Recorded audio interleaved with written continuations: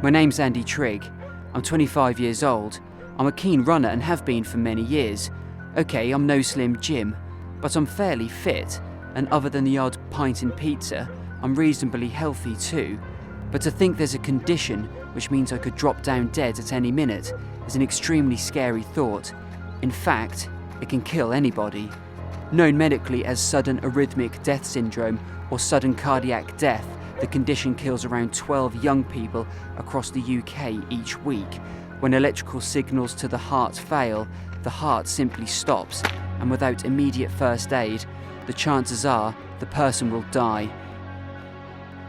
In this programme, I aim to explore what causes sudden cardiac death, ways it can be prevented, real-life accounts where lives have been lost, and where lives have been spared. I'm also going to have tests myself to see whether my own heart is in perfect working order and why we're becoming more aware of this killer condition.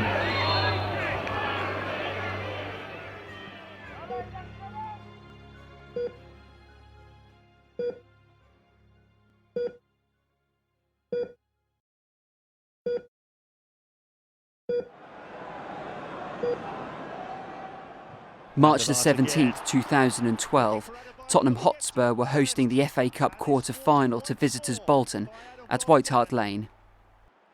It was an important game with the winning team going through to the semi-final. 40 minutes in, with the match drawn at 1-1, a Bolton player collapsed on pitch. Bolton midfielder Fabrice Muamba had suffered a sudden cardiac arrest. A shocked crowd and fans in pubs and living rooms across the UK watched as medical experts struggled to keep him alive. Muamba was later rushed to hospital and the game was postponed. He was in a critical condition.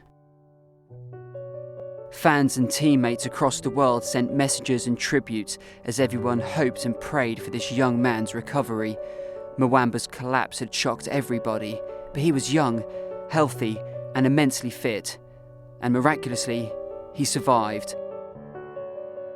After a month in hospital, he was fitted with an ICD, a device which shocks the heart if it detects an abnormal rhythm.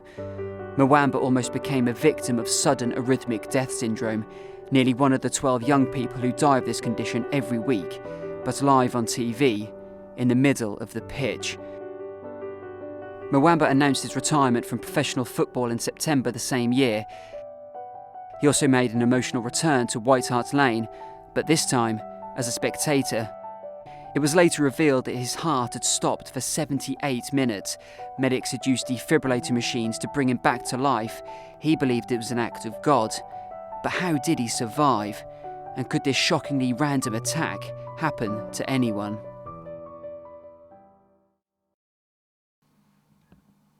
To understand more about Muamba and what actually happens to the heart when it goes into arrhythmia, it only seemed logical to begin my journey by visiting a cardiologist, a doctor who specialises in heart disorders. A sudden cardiac arrest is when the heart stops beating for some reason. What that therefore results in is no blood going out into the body. So you can imagine if you've got no blood going into the brain or to the whole body, or in fact supplying the heart itself with blood, then everything stops. You collapse. You cannot survive without a heart not working. The cause of sudden cardiac arrest in the young are twofold on the whole. One of them are to do with electrical problems of the heart. The heart's a simple pump. It needs electricity to work. However, you can get short circuits in the heart that can cause the heart to go into abnormal electrical rhythms, and that can stop the heart. There are other problems to do with the heart muscle. Heart muscle pumps the heart, and there are genetic abnormalities within that can lead to those muscle cells doing abnormal things and causing sudden cardiac arrest. Is everybody at risk of sudden cardiac death? It depends again on the cause. Not everybody is at risk of sudden cardiac death. Clearly, if you smoke, are overweight, have diabetes, then your risk of having a heart attack as you get older increase, and heart attacks can cause sudden cardiac arrest. In the younger person, the cause of sudden cardiac arrest are normally genetic, and therefore your risk depends on whether or not you know you have a genetic problem within your family. Some problems in younger patients aren't genetic, and they just happen, in those people it is very difficult to predict. So I wouldn't say everybody's at risk of a sudden cardiac arrest. Fabrice Muamba's heart stopped for 78 minutes. How did he survive? Fabrice Muamba survived his cardiac arrest 78 minutes because he had excellent bystander medical care. He had attention straight away from trained personnel who know how to administer CPR. He had very good CPR for that time, I would have assumed. So that would involve enough blood going to his brain whilst the medical staff tried to restart his heart. I gather it took that long to restart the heart, and the heart would have been restarted by a combination of electric shock treatments or drugs. But the critical thing, and the reason why he survived without any damage to his brain, was the CPR that was given to him by the medical staff that were on the pitch at the time. So it appears there are many reasons why a sudden cardiac arrest may occur, and they can range from things like high blood pressure all the way through to a perfectly fit young person with an underlying heart condition, just like Muamba. Don't you have Friday afternoon lessons? No. You sure? Yeah, I'm sure. James Doherty was among the top young tennis players in the country and dreamed of becoming a tennis sensation. But in September 2008, James's dreams were shattered after he collapsed during a training session. We doing a quite hard session. It was like a good group of players, and I think one boy must have been lazy just before, and they sent us for a run around the block. And as I came back, I must have been really panting. I was working extra hard, to impress them. And as the start of the next drill, I just did one set and then just leant on the back fence and collapsed. James, aged 13, was taken to the Great Ormond Street Hospital in London. His heart had stopped for 12 minutes. I was at the time working 4 days a week, so on that day was my day off and I was having a tidy up at home, and I got this phone call to say, from the tennis coach, saying, James is in hospital, you probably need to come and see. I said, well, what's happened? And he said, just come up to the hospital. And thank goodness he didn't say anything else, because it was about 30 miles away. It wasn't in the normal place where we live. So I drove, but, I didn't know what to expect. And when I got there, I saw the tennis coach with another coach sitting in the quiet room, just ashen, and they couldn't speak, they were shaken. I said, where is James? And they just pointed, and I was then told I wasn't allowed in that room because people were signing people with broken arms in, so I had to queue up to do that. When they finally let me in saying he was his mum, there were probably 10 or 12 people in green outfits, all doing things to him and calling out to each other. And I said, is he going to be all right? And someone said to me, I'm sorry, Mum, but I don't think so. Do you want to give him a kiss goodbye? James suffered from long QT syndrome, a disorder in the heart's electrical system and one of the many causes behind sudden cardiac death in the young. It was really difficult for James because it was in September and he'd played tennis every single day for the previous 6 weeks of the summer holidays. He'd played tournament 1 week after the other. We'd even sacrificed holidays, just had a week instead of a fortnight. Because what mattered to him was his tennis. And he was doing really well and he was really upbeat, so he had to come home and do nothing. That was really hard for him. Obviously I couldn't do anything, not even try to compete in the tennis. I remember a few months after, or maybe 6 weeks after, I went to a tennis hall and just saw my friends playing. And then their realisation that I wouldn't be playing with them as well. Like Muamba, James was fitted with an implantable cardioverter defibrillator, commonly known as an ICD. It monitors the heart, can restart it if it goes into arrhythmia or stops completely. But James's story doesn't end there. He'd already had one replacement of his defibrillator because it had gone wrong. Then he had to have this endocarditis and no one knows how he got it. He had an infection inside his heart, 4.5 by 2.5 centimetres of growth inside his heart. And I was not aware of how seriously ill he was until they wouldn't even let him go to the toilet on his own. And nurses, and yet he'd been trampolining on Thursday. So the local hospital wasn't aware that a child of his age would have endocarditis, so it took 24 hours for everyone to discover it. Admitted to Great Ormond Street. They wouldn't let him have a bath on his own because they didn't want him to be anywhere without being in the sight of someone. So they took the gadget out and they said now it's very dangerous because the bits of the heart, the bits of the lump could float off and block somewhere and kill him. So we were aware he was very sick. But he looked just like James and he was chatty and laughing and another just a ton of boredom. He did GCSE physics in hospital and he did really well with that. Yeah, I still play sports now, so more balanced life maybe. No, I don't think it'll get in the way of me at all. I'm just going to battle through. Hopefully go to university next year and then get a job. I don't really know. Still play sport.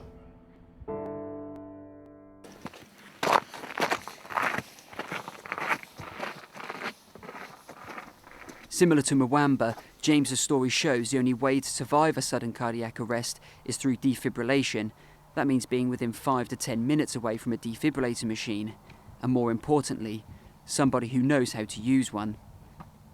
The world-famous explorer Ranulph Fiennes once suffered a sudden cardiac arrest, although he wasn't exploring the great outdoors at the time. In fact, he was at Bristol Airport about to board a flight to Edinburgh when he was struck down. And it was only through rapid medical assistance by the airport staff that he was able to stay alive. They used a defibrillator machine to kick-start his heart. But to think that if I were to suffer a sudden cardiac arrest now while climbing Mount Snowdon in Wales, well, the chances are I'd surely die. In fact, 70% of cardiac arrests in the UK happen outside of a hospital, with the current survival rate being just 6%. But immediate access to an automated external defibrillator, or an AED, raises this shockingly low figure to a more promising 74%.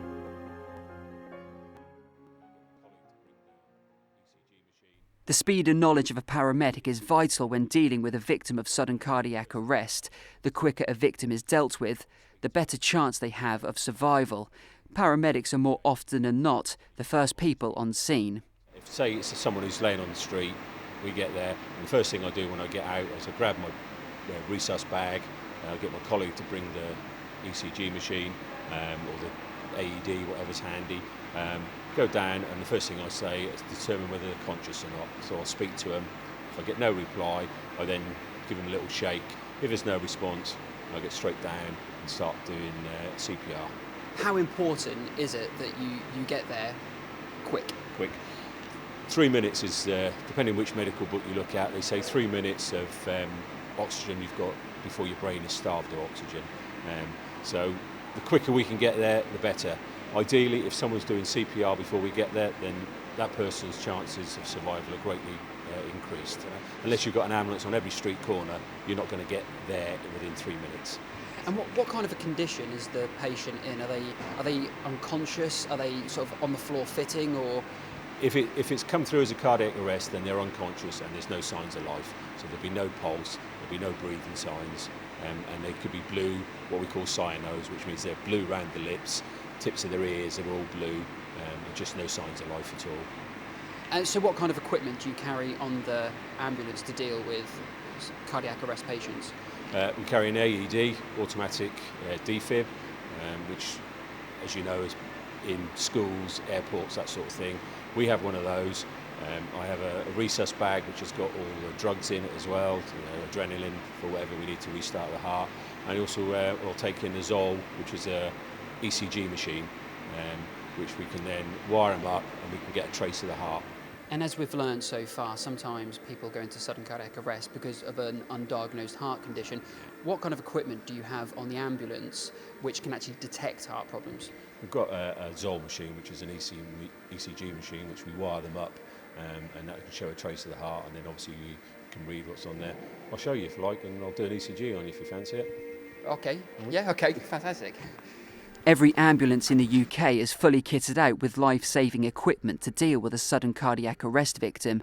The ambulances also contain ways to detect heart problems.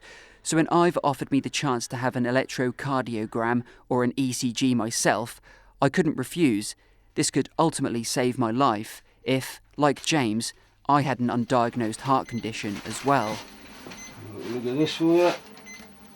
Yeah, looks good. So that's what you call a NSR, which is normal sinus rhythm, so you've got no problem with your heart, according to this. This is not definitive.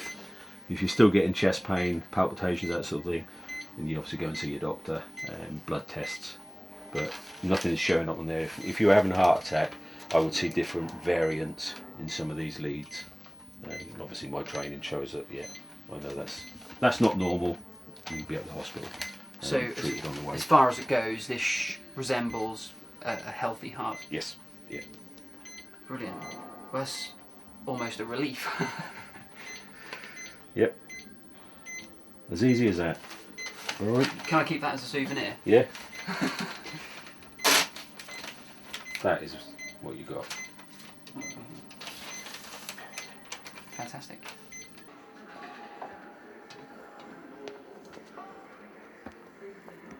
So I've just had an ECG and it shows that my heart is healthy and beating normal for somebody my age and weight, which is a massive relief. And many people believe that every athlete in the UK should be screened, just like I have done, to pick up on any sort of abnormality or defect. But then sometimes even an ECG just isn't enough. And Matthew, from the age of 8, had been having blackouts and dizzy spells, etc., when he was doing competitive sport. And even things like cross-country at school, he would have blackouts. We took him to the doctors. He was often taken in the back of an ambulance to hospital when it happened at matches. And it was put down from anything from stress to anxiety to dehydration. So we at no time thought it was his heart. He'd undergone heart scans, ECGs. He'd had monitors fitted to him for 3-day sessions. He'd gone in for additional tests where they put him on treadmills to try and instigate an attack, to no avail. And all the scans came back to say that his heart was perfectly normal. Sue Dewhurst's 17-year-old son Matthew was studying at Ellesmere College in Shropshire when he suffered a sudden cardiac arrest. All I know is I'd been shopping. I had a boot full of shopping when I got the call, and it's stupid things go through your head. I've got stuff that's going to have defrosted. What do I do?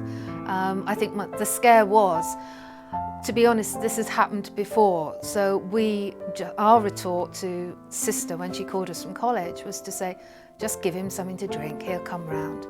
And of course then to turn up at the field to see the air ambulance there, you suddenly think this is a bit more than it's been previously. And for people to come up to me to say, no, you don't want to see him like this, you suddenly think, oh my goodness, what's happened?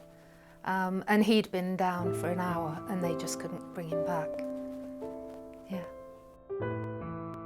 Sports-mad Matthew died of sudden arrhythmic death syndrome, known as SADS. He was an only child. You lurch from day to day, you desperately try and find a purpose, and our purpose has been to launch ourselves into fundraising for CRY, Cardiac Risk in the Young, which is the charity, and to try and get some good to come out of something which is heartbreaking. I do think if parents realised what SADS was about, and also that it only costs £35 to get your child screened, that give them the option, is this something that they're prepared to pay for if their child is doing competitive sport? And I think that I doubt very much if there's a parent in the country that wouldn't take up that offer. But what we are absolutely amazed about is the lack of knowledge that's out there about this. Even our own GP had no idea what SADS was about. So what chance have the average parent got? We didn't know. Until Matthew died from SADS, we'd never heard about it. I know an awful lot about it now, but how many other hundreds of parents are out there? On average, 12 a week die from this. That's about 700 sets of parents a year lose a child. Therefore, give the next 700 the option of getting their children screened before it's too late.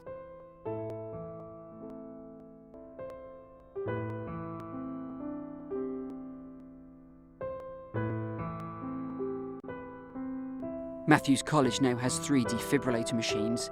When a person suffers a sudden cardiac arrest, their chances of survival reduces by between 7 to 10% for every minute that passes by without defibrillation.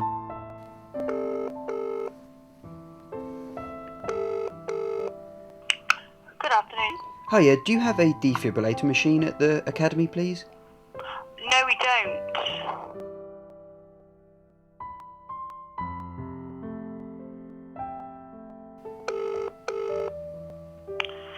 Good afternoon. Hiya, do you have a defibrillator machine, please? I'm not sure. I don't know whether we have. Oh my goodness. Hang on a second. Hello, no we don't. No, we don't have one on the premises. We haven't deemed it necessary to have one.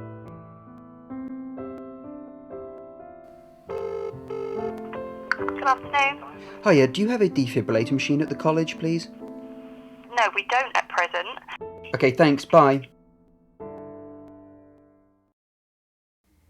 Remove clothing from patient's chest. It's estimated that 270 children across the UK die at school each year due to sudden cardiac death, a number which can be easily reduced if every school was equipped with a defibrillator machine. And that's the ultimate dream of Hands on Heart, a recently formed charity based in Manchester. We would love to have every school within the UK to have a defibrillator. We want to train and educate as many students and as many members of staff how to save lives. We would love one of our defibs to save somebody's life. It's likely to happen if we lose 270 children each year at school, and if we can get defibs into all those schools, what a fantastic feeling that we could have saved somebody's life with our charity. You have one or two schools who obviously have reservations, and I think the main reason about that is lack of education of sudden cardiac arrest and how defibrillators work. People are always extremely scared of going to court, being sued for harming somebody. However, when you use a defibrillator, that patient is dead. So you can't actually do any more harm. As long as you're not putting them in a worse state than they were originally found, there is nothing that anybody could do. So you would rather potentially save somebody's life than watch it being taken away from them. Defibrillators save lives, that's been proven time and time again. People will look at them and initially think they're expensive. What I believe in, and I hope you believe in, is that what cost can you put on saving a life? They save lives, it's been proven time and time again. As well as Hands on Heart, there are many other charities such as CRY, Cardiac Risk in the Young, and the British Heart Foundation, who are working hard to try and eradicate the high number of sudden cardiac deaths in the UK. We tilt the head back and lift the chin up. In fact, the British Heart Foundation is currently running a new initiative called Heart Start, which aims to teach others about what to do in a life-threatening situation. Sarah Harris is a paramedic for the North West Ambulance Service, and they've teamed up with the British Heart Foundation to help teach teachers how to teach school children what to do in an emergency, which includes sudden cardiac arrest. Today, Sarah is teaching at the Bolton all-girl Muslim school, where I was invited to join them. I'm going to show you typical things kids do when you're teaching them CPR. But to make it the most effective and more efficient, we're coming from the shoulders, because you might have to do this for a long time, okay? And how many? A minute? Yeah, a minute. So.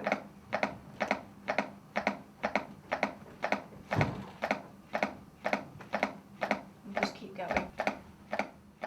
Heart Start is already a successful scheme, with 20% of Heart Start schools reporting that the skills provided by the paramedics have been used in a real-life situation. When someone has a cardiac arrest, the first few minutes are vital, and if nobody does CPR, then that person will die.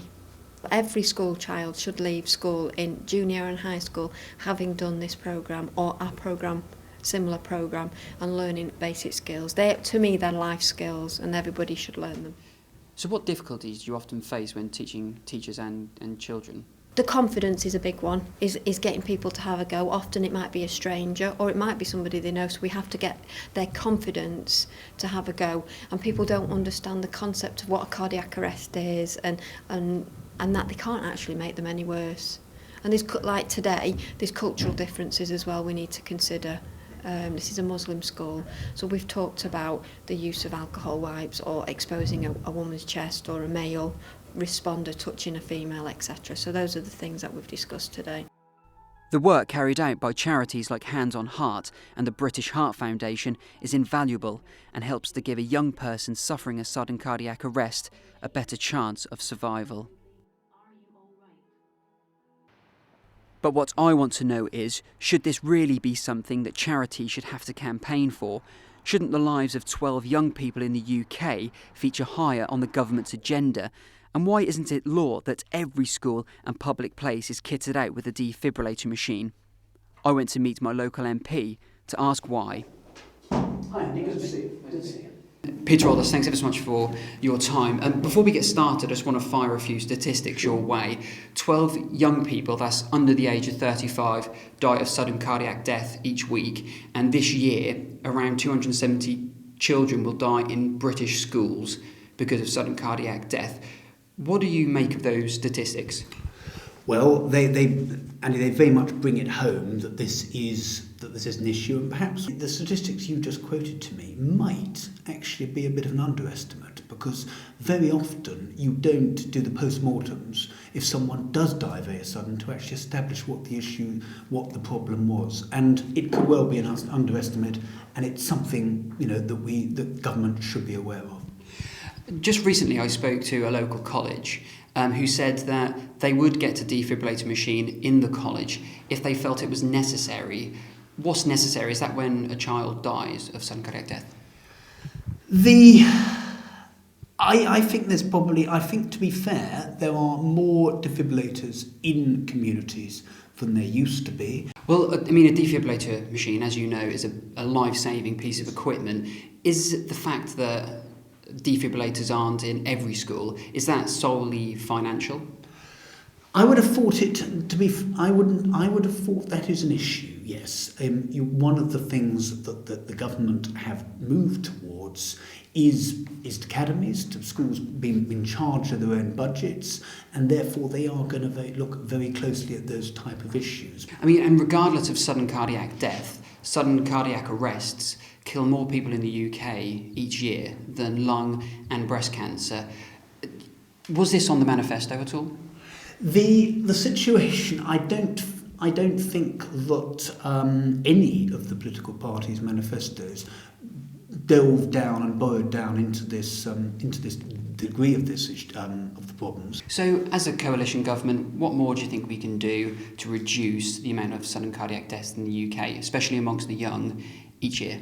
Well, one of the things that has been talked about is screening, and I think initially there was a view that it was decided there was not to be sort of access to full screening. I think I'm right in saying that the review of that decision is coming up in the next very shortly now. And so what is where people have a concern on this, then it's a question of lobbying government through your MPs. It needs to be brought further up the agenda, and that's something I'm very happy to do. Thanks so much for your time. That's great. Thanks. Muamba's story has certainly made people more aware of sudden cardiac death and the importance of defibrillator machines, and the amazing work of charities like Hand on Heart and the British Heart Foundation. In Italy, it's a legal requirement that every professional athlete undergoes a health check, which includes an ECG, to prevent the concerning rate of sudden cardiac death. But is it really a concern for these grassroots footballers? I suppose you kind of think it's not going to happen to you. Like, look after yourself, you're fit, but he's the same. It's worrying. It was on my mind, but I wasn't too worried about it, to be honest. I suppose that those types of incidents are freak incidents. It does make you think a little bit, especially afterwards, about maybe your health and getting checked out. But those incidents are freak nowadays. I mean, even at this level, you need a certain level of fitness, and it's not a common thing for someone who's that fit for that sort of thing to happen.